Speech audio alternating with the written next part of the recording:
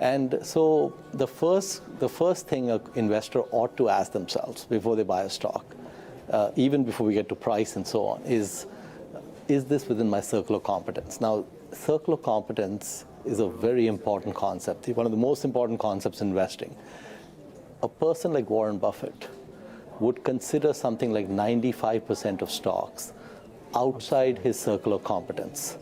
And he says that, probably 97, 98% of things that show up on his desk go into a box called the too hard pile. He can't figure them out. Okay, so there's just a sliver of businesses. Now, if Warren Buffett can't figure out 95% of businesses, for the rest of us humans, we can't figure out 99% of them. So most things are going to be outside the circle of competence of most investors. So now let's say an investor answers the question correctly. Yes, I understand Apple, and I understand it's within my circle of competence, right? So the next question then comes up is the question I asked: what could you buy the whole company for? And then the second question an investor should ask is, so let's say an investor knows Apple is worth $1 trillion, for example.